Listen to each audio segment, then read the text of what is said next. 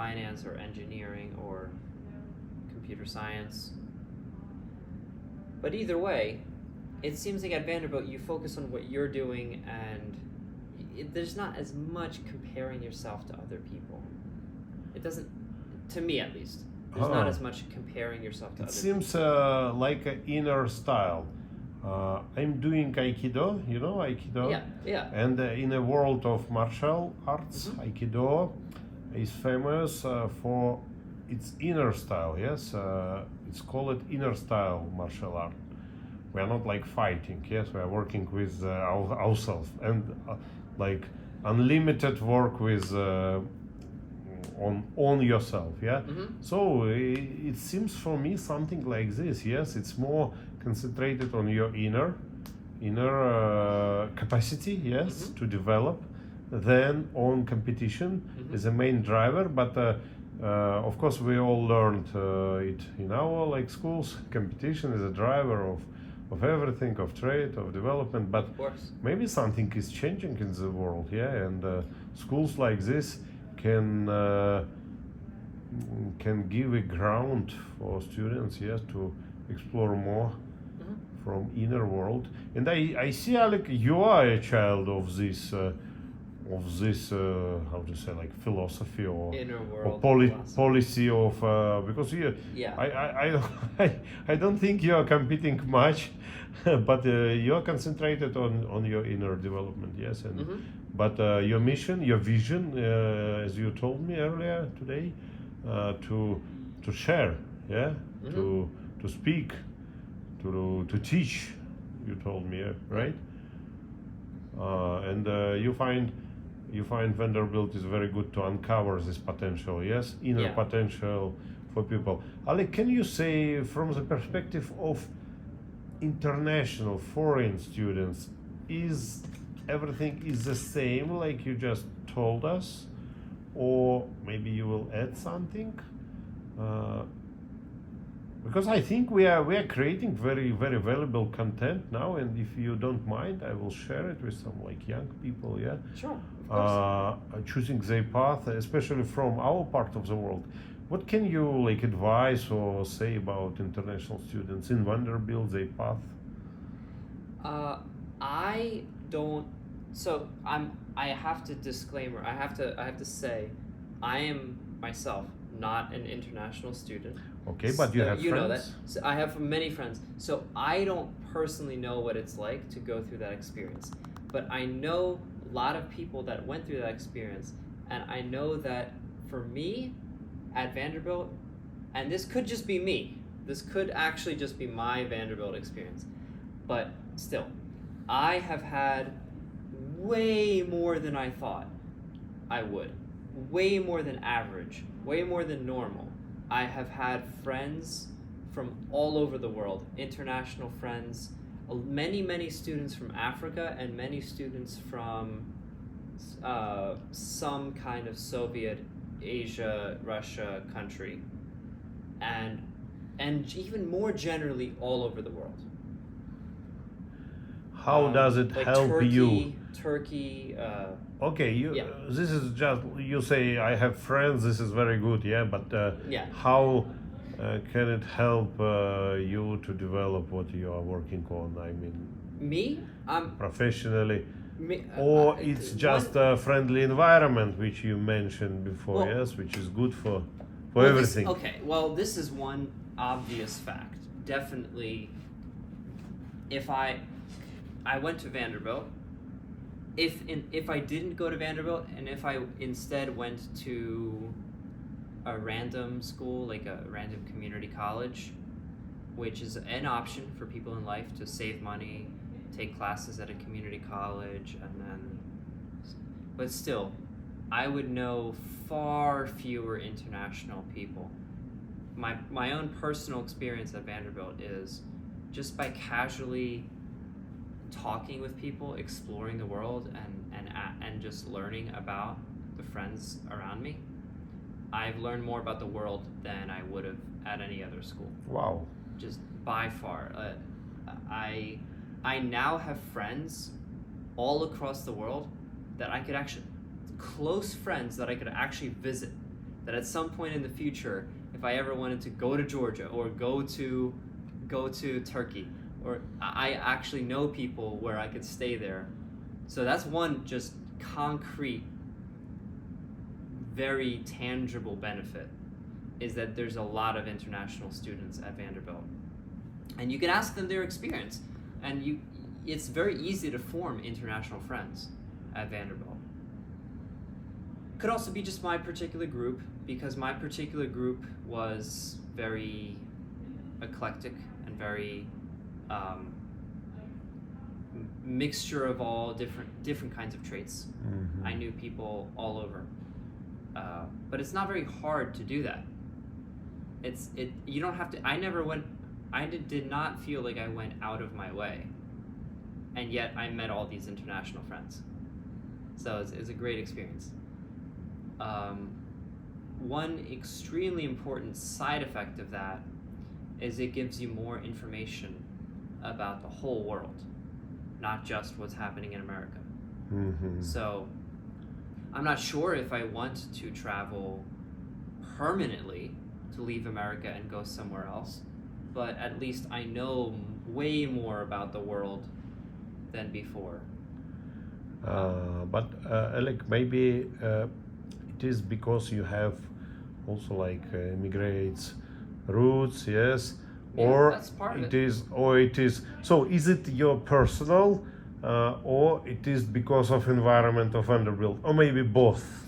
Right? It has to be both, because I think it's more like I have this interesting background because my parents were post-Soviet immigrants. Or even Soviet immigrants, Or I guess. Even Soviet immigrants. I have this sort of, definitely I personally have this sort of post-Soviet immigrant education compared to what the average American. Is it like worse or better than average American? I think it's better. Really? Because, yeah, Uh-huh. because I think my parents taught me a certain ambition and a certain drive. Are they mathematicians as well? Not. Not really. My dad is a high school teacher. Mm. My dad is a high school math teacher. Math, but still math, right? Still math. But the things that he's done over his life. One example, he was an actuary. His original job was actuary. And an actuary is like an insurance mathematician. It's more advanced than high school math. But not, it's college math. It's not like PhD level. You don't need a PhD to be an actuary. I see. But you do need some pretty specialized knowledge in probability and statistics. And what he does is he's an actuary for insurance companies. So he's one of the mathematicians that's... This is like specific implication, yes, of math for insurance. Mm-hmm. Yeah, and it's narrow like niche, business math. right? Business math. Business math. Okay. Yeah, really, yeah. Interest rates and calculating what's the correct rate for the company to charge you where they still make money but it's still fair and all that. Well, he got laid off because there was one time in history where actuaries had the job market was very rough and even actuaries were being laid off, which was kind of unheard of at the time. Anyway, he got laid off. In between looking for a new job, he just joined his family's business flipping houses. His family, his dad and mom had a business where they would buy houses, do the construction, and then sell them. And this was a very Soviet mentality where everything, the whole operation, you keep one hand within the family. Within the family. So normally in America, a lot of people, investors, use their money to buy places, but then they hire. They use their money to hire, but no, my family did everything. My family was the people buying the houses, but they were also the people directly fixing them. Yeah. So for a long time. time, From A to Z, yeah. for a long time, my dad did that. My dad worked with his parents flipping houses. Eventually, he got too old for that, and they got too old for that. They retired, and then my dad went back to regular jobs and became a high school teacher. So actuary, flipping houses, high school teacher. Okay. It's a very strange background, but I think that kind of mentality, that kind of immigrant, just fix it yourself, do it yourself, build up money slowly over time, and that kind of mentality rubbed off on me a little bit, where a lot of my friends are also children of immigrants. So many friends that I've met at Vanderbilt shared a similar ethic to what my parents did, and that kind of gives me the feeling that Vanderbilt's a place where people genuinely, they have a vision for their life. It's not necessarily the same as everyone else's, but they go to Vanderbilt, they work on their thing, and then they go do something unique. It feels quantifiably different than a place like Harvard or Princeton for that reason. I'm not sure, I mean, I might be wrong on that, but Quantifiably, what do you mean, like how to calculate it? like there's an actual difference. Like they're quantifiable. There's a measurement. You can actually tell a difference between Vanderbilt and Harvard. That's what I mean when I say quantifiable. The average person from Harvard, I don't know personally, they may or may not, but I would guess that they do not have this experience. I think the average person from Harvard has a much more typical experience that they're already probably really rich and very successful already, and they have lots of achievements even in high school before they get to college. But it seems like the people that have the most achievements in high school are the people whose parents set them up the best way. People whose parents knew 100%. I went to Harvard, my dad went to Harvard, my dad's dad went to Harvard, and my kid is going to Harvard. Legacy. Legacy, yeah. And they just know the exact correct thing to do. All of my friends. How do you think, is it applicable in modern world where changes are like so rapid and maybe of course for some Not as certain much. families with some maybe family business stability it works, but for most of the people in the world I don't think this is a good experience to have stability like that. My grandfather was in Harvard and my father, doesn't matter, Harvard or some other school, yes, but anyway. It's definitely not good to not have the kinds of skills where you'd be able to make it yourself. If you have to rely on the fact that your dad went to Harvard to get into Harvard, well, it's okay. You know, it's a weird dilemma, because if I become very rich and successful and I have a kid, I would definitely want to give my child all the opportunities in the world. But the problem is, you know, the people born rich, that it depends on if their parents taught them well. If their parents gave them money and a legacy, and an inheritance, but also taught them how to work hard and how to make their own success, then that's good. That's definitely good. Then it makes sense that they get into Harvard because their parents are amazing, and then they raised the kids to be amazing. And those kids are going to have kids, and they're going to raise their kids to be amazing. And everyone, just the whole family deserves it, truly deserves it. But then there's also people where they don't deserve it at all. Their parents were amazing, but they didn't do anything. And then they go to Harvard. Yeah, that doesn't work. Long term, that falls apart. Mm-hmm. Long term, you don't want to be the kind of person where the only skills you have in life are the fact that your parents are prestigious or rich or something like that. The thing about Vanderbilt is it seems like there's none of that. There maybe a little bit. We don't personally see it. We're not around those people. All of our friends come from families that it was not guaranteed that we are going to be here.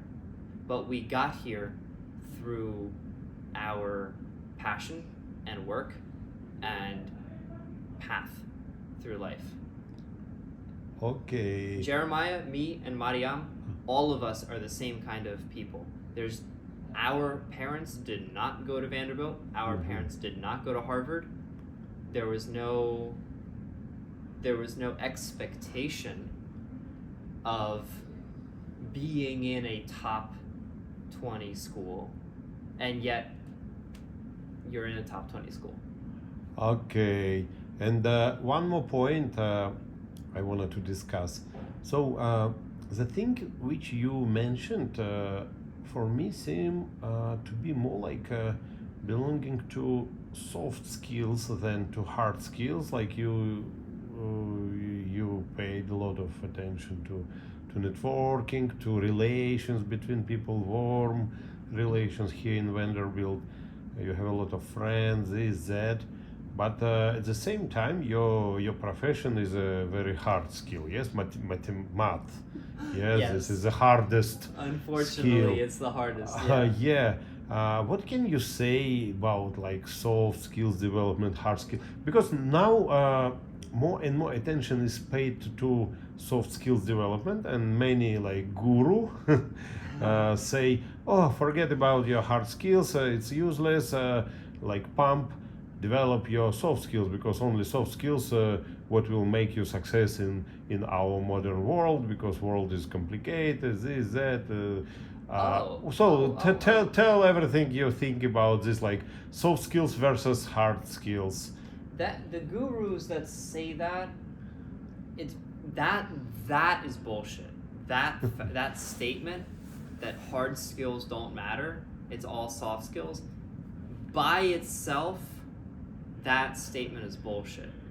There's a truth to it, but it's not literally true. Hard skills matter, and here's what I mean. I once heard a quote. This was by a celebrity, actually, by a very famous comedian, someone who famously can make anyone laugh, no matter who they are. By the way, this is Steve Martin. I heard a quote by Steve Martin. He said something like, the thing that no one talks about in Hollywood, how to make it big. They always ask, how do you make it big in Hollywood? And then what they're looking for is a step-by-step procedure where, get an agent and, go to cocktail parties, work on your introduction skills. No. None of that. Elevator pitch. Exactly, yeah. Steve Martin says, you need to start way more basic than that. Be the single best at something in the entire world. Be so good that they cannot ignore you. Whatever it is that you want to do, that you like doing, be so good at it that they can't ignore you. And the opportunities will come.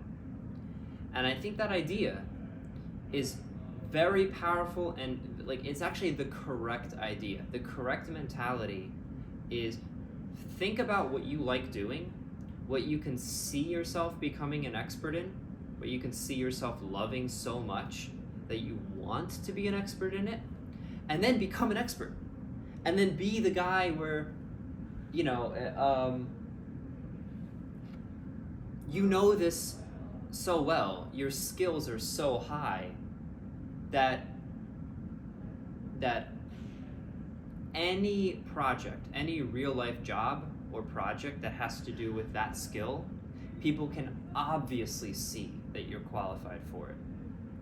And at that point, you will definitely have job security. At that point, once you have a certain skill, you don't have to try to conform to whatever the job opportunity is. You don't have to try to seek out opportunities and change yourself to be one of those people to get the job.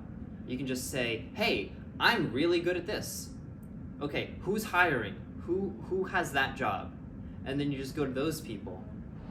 You know, you don't have to be good at everything, but if you're good at one thing really, really well, then you'll have job security. As long as you pick a thing that's relevant.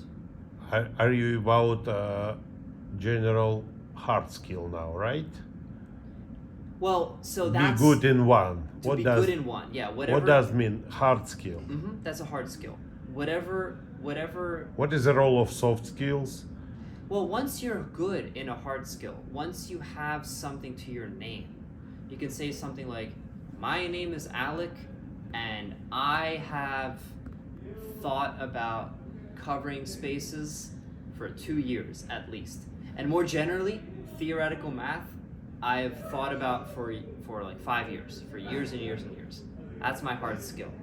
After that, I think all the soft skills, stuff like how to engage people in conversation, how to be a good storyteller, how to explain what you're doing, how to get people on your side, how to explain your ideas in a way that not only engage, but excite other people. If you're a business person and you want to get someone on your side, you want to give them a pitch that gets them excited about the stuff you like too. I'm math. I'm a math person. I don't want to give you a business pitch. I want to explain my ideas to you in a way that you see why they're cool and it gets you excited. All those soft skills, honestly, they come from experience of just being around people and doing it. And college campus is one of the best places to, just in general, you meet a lot of new people on college compared to in a job or in high school. You can practice all your soft skills. My soft skills just got better over time just because I was in college. Just by being here. This is part of the reason that I did not want to graduate on time when COVID happened and it made all the classes go online. Because if I withdrew from Vanderbilt when classes were online and I waited for them to come back in person and then I re-enrolled. And this was just a gut feeling that I knew most of the benefit of a college education is the intangible stuff that you get when you're just in person in this environment talking to people.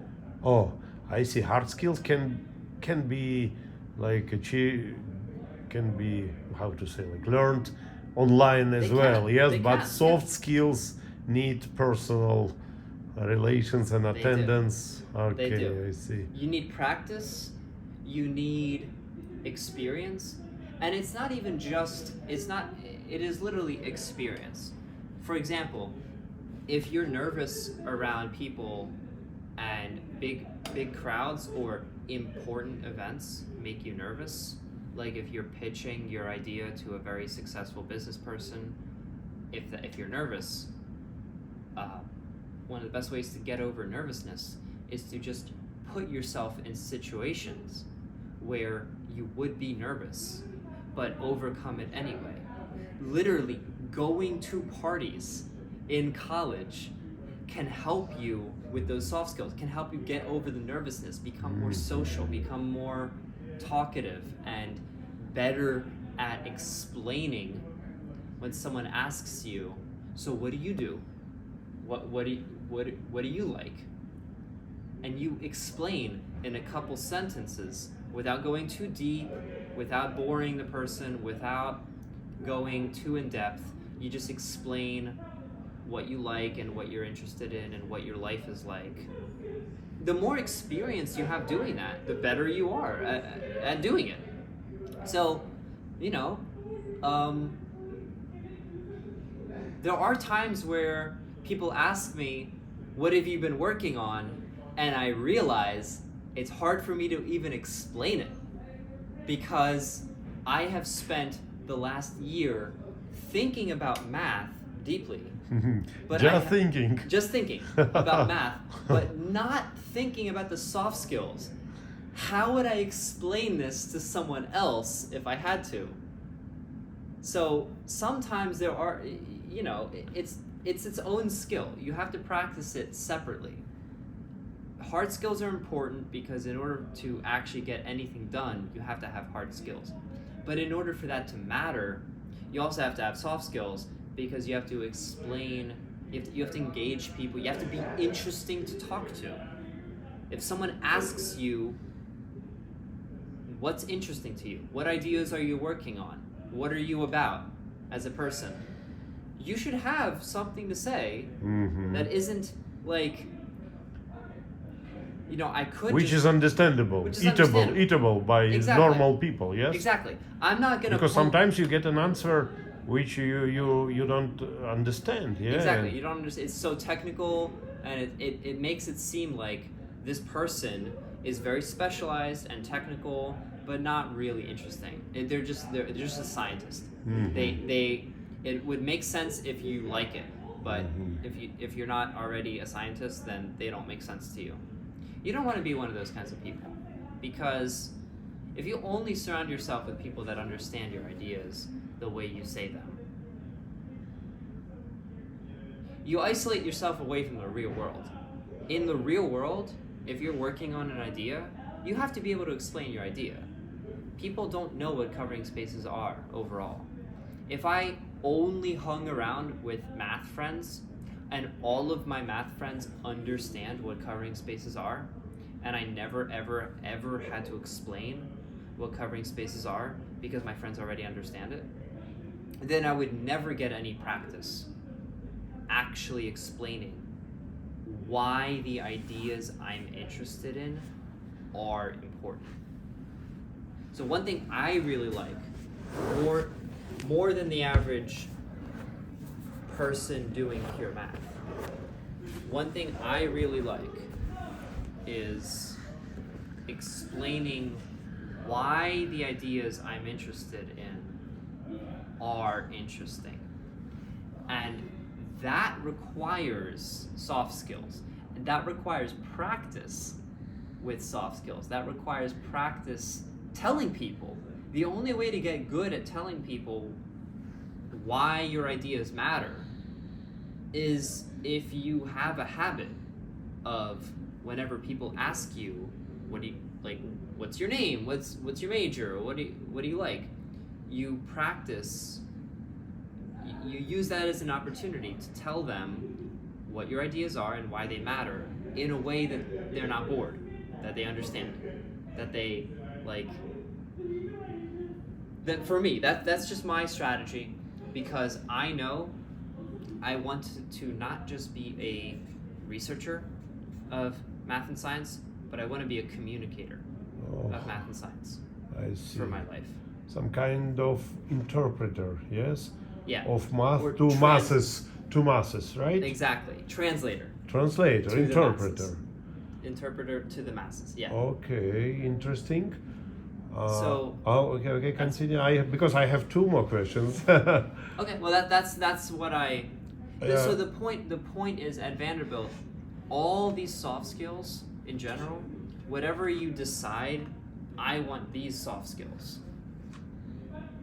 I want to be able to talk to people without getting nervous, or I want to be able to explain to people technical ideas without them getting bored.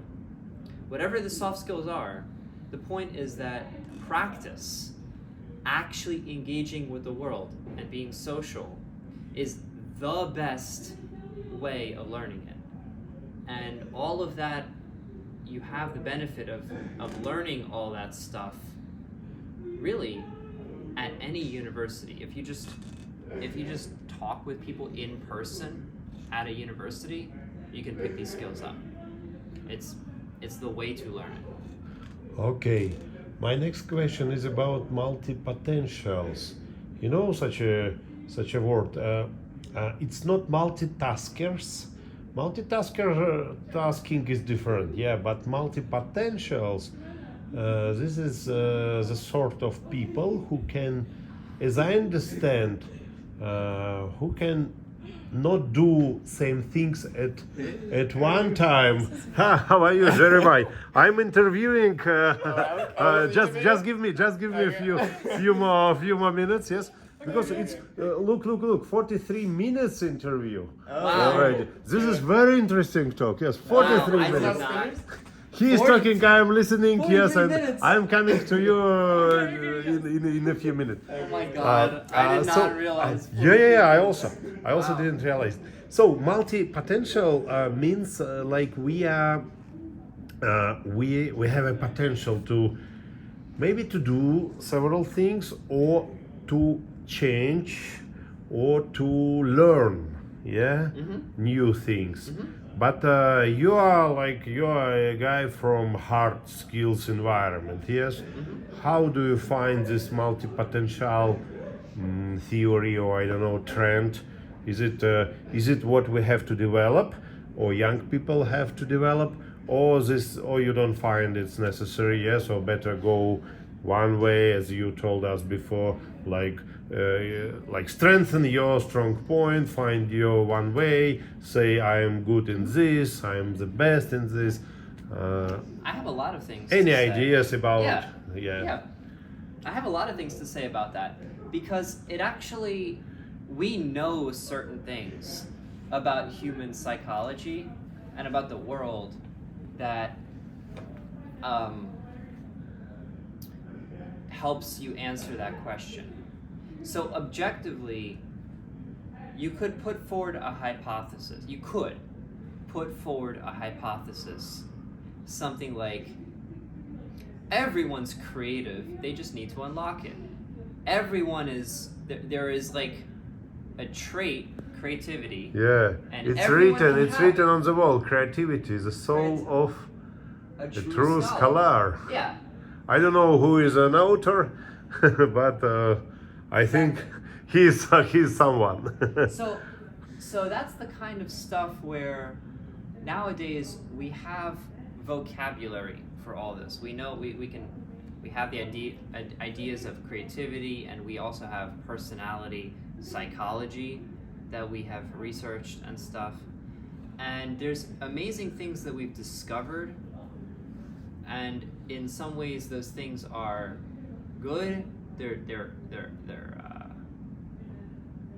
hopeful, and in some ways they're almost pessimistic. They're sad.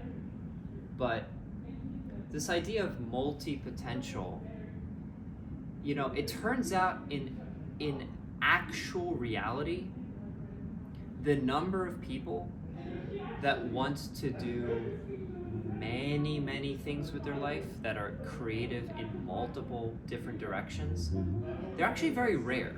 And it's okay. It's okay that most people aren't like this. Most people tend to do just one thing. And then some people do more than one thing. And then very few people do even like a couple. Like, they're generally pretty creative, like 2 or 3, 4 or 5 different things. And then a tiny percentage of the people are so creative they do a million things. There's this very sharp curve that like a very small number of people end up holding all the creativity of humanity overall. And I believe that's because creativity and stuff like multi-talent ends up being a positive feedback loop. The more in general you're the kind of person that likes different things, likes a bunch of different things, the easier it is for you to keep picking up new things, and sometimes you end up being super successful that way as a strategy. So high levels of creativity end up it typically means that you're definitely pursuing more than one thing in life, or you're pursuing things that maybe no one else is. You've discovered it yourself. It's your own path.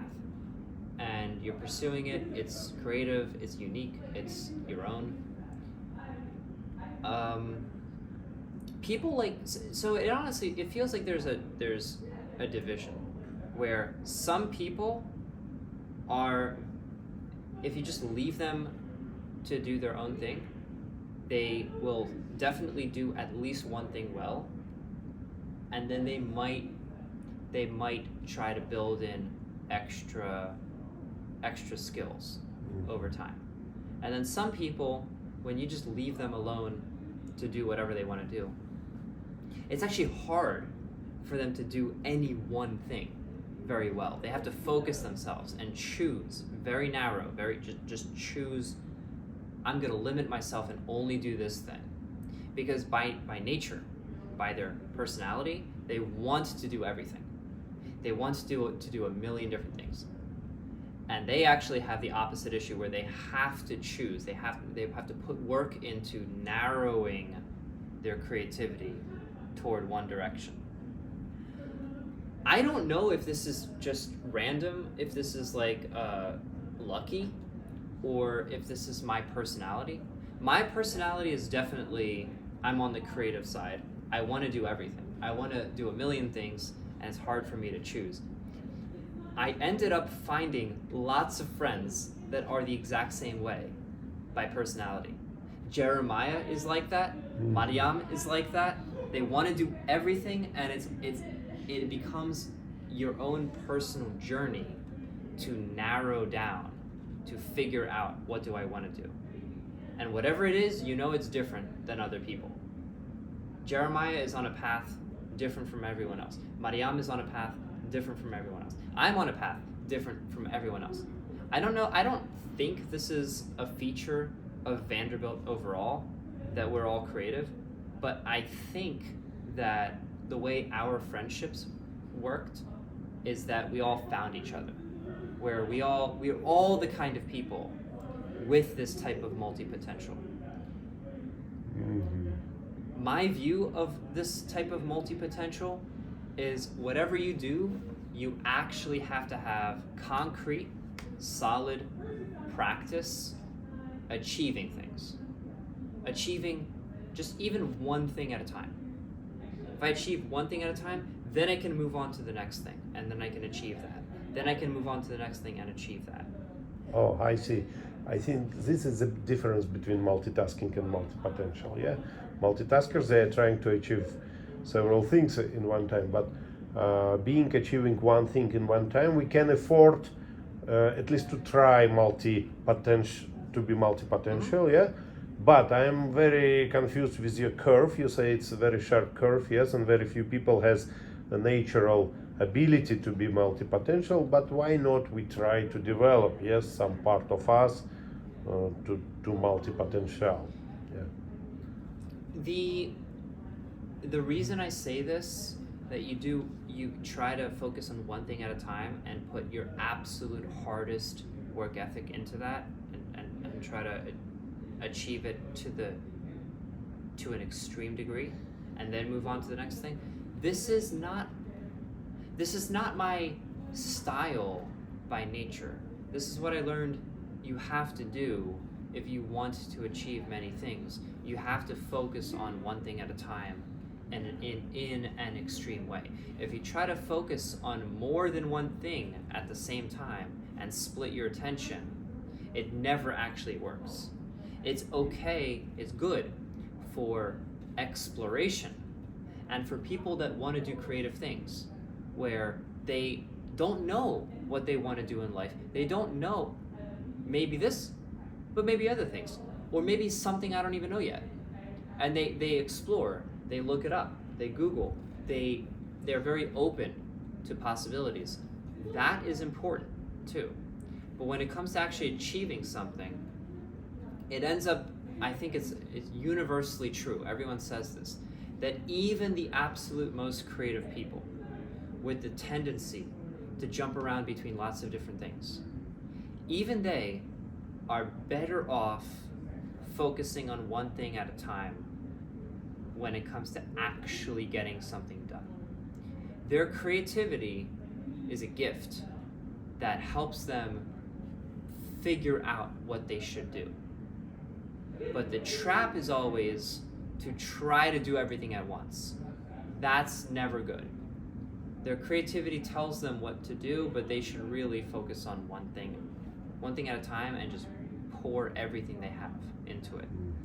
And I don't know if it's just luck or if it's the way that I went about college, but either way, I found a lot of people that have that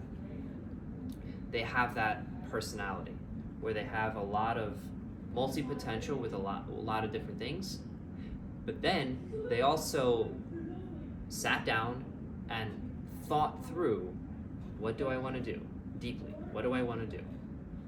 Jeremiah did this, I know. Mariam did this too. And then they narrowed it down to, okay, I could do a million different things, but part of being an adult, maturing, is just narrowing your focus and knowing what to pick to work on.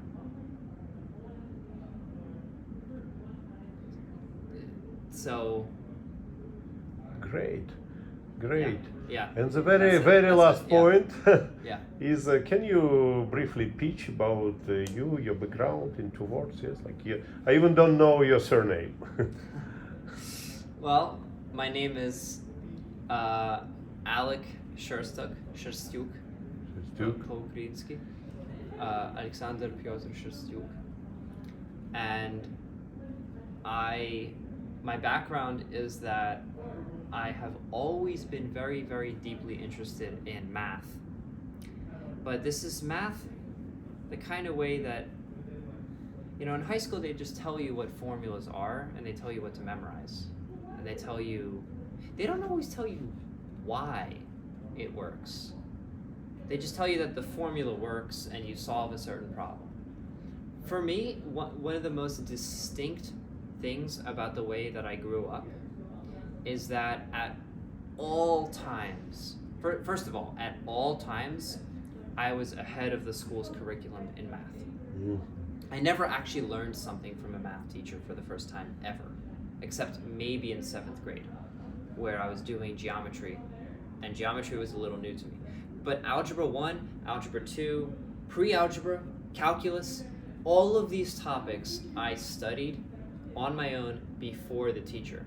So whenever I learned stuff, I learned it from my own perspective first. When the teacher would tell me stuff, in my head, I would say something like, oh, okay, yeah, I see. Right, that makes sense with what I already know. That's true. Or I would say something like, that's not the right way of explaining it.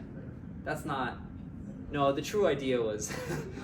So the point is. Did they hate you, teachers? No, not really. Not really, because I wouldn't correct them. I wouldn't go out of my way to prove that I know it better. I just would know it better. And when it comes to taking tests, I would use my own intuition of what should happen mathematically and what I've already worked out on my own, rather than what the teacher said. So sometimes I solve a problem on a test and it's not exactly how the teacher said, but it's correct. The thing about math is it's very democratic. With math, if you don't understand what the teacher's saying, you can just look it up on your own, and you can figure out how it works, and then when you take the test, you'll be right. It doesn't matter that you didn't exactly understand what the teacher's trying to say the way they're trying to say it. You can just look it up yourself and find a different explanation. It's all the same stuff. So what I really liked about math is that this stuff just made sense to me. From a certain point of view, if you think about math from a certain point of view, at every single level, the reason that stuff is true is because of pure logic. You can figure it out yourself. You never have to actually memorize a formula. You can always figure out why that formula is true, just from pure logic. You never have to take a teacher's word, assuming that they're true. You can just check it. You can just do it yourself. And so what I really like about math is I could do it on my own. And I guess the thing that was different between me and other people is I did do it on my own. When I would get home from school, my dad and I would do math at a desk, and he would make it 1,000,000 times more fun. He would make the exercises like a game. He had a bunch of ways of doing it. He was a very, very good, engaging teacher. He had a bunch of ways of taking a boring problem with a mechanical answer and turning it into a puzzle, turning it into a game. I'll give you one tiny, tiny example. When you're adding up a bunch of numbers, and this is just literally, this applies to everything, this is just a matter of being clever with your problem solving. If he gave you a bunch of numbers, 12 plus 6 plus 18 plus 5, what is that? He would ask me, and he would even do this without paper. I would not have paper. He just asked me verbally, what is 12 plus 5 plus 18 plus 2? Or actually, sorry, 12 plus 5 plus 18 plus 7. And I would have to realize intelligently to myself, wait, 12 and 18, 2 and 8, that's easy. 2 and 8 is 10. So when you combine it this way, it's easier. If I did 12 plus 5, that's 17. And if I had to do 17 plus 18, that's hard. That's annoying. But instead, if I did 12 plus 18, that's just 30. 20, 20, and then the ones become 30. And then another 5 is just 35. So there's multiple ways of solving the same problem. There's ways of doing it intelligently, and ways of doing it in a very, basically using more work than it takes. Doing it stupider than you need to. And one of the very early lessons that he taught me is that there could be multiple ways of solving the same problem. And one of them is just literally easier than another, because you just notice that a certain pattern is easier. Mentally, if you group it this way, that's the more intelligent way. That's the more effort and time saving way of solving the problem. Don't do it the harder automatic way. Do it the easier intelligent way. And I learned that very early. And I always did that. And whenever I was on my own, when the professor would tell a certain formula, I thought about it until I understood why it was intuitive, why it made absolute common sense. And then I could never forget it. Because that, to me, as well, another way that I would learn things in the first place is to understand why they're true. To reduce things to pure logic, I never had to memorize formulas. I just understood why they were true. And then if I forgot them, I would just derive them from logic. I would just figure them out again. I don't know what the half angle formula is, but I know how complex multiplication works. Let me just figure it out, what the formula must be. My young friend Alek, thank you so much. It is more than 1 hour podcast already. Yes, you are so interesting to talk with, glad. and I do hope we will meet again. Of course. And I again and again would like to thank you for your long friendship with my daughter Mariam. And I feel we also get friends today. And thank you for your insights. This video, this podcast has a lot of things. Well, to, thank you. Yes, to digest and to implement. And I do wish you to continuously improve your way. Always. And to become best in how you say translating and interpreting math to masses to people. Exactly. Thank you so much. Of course.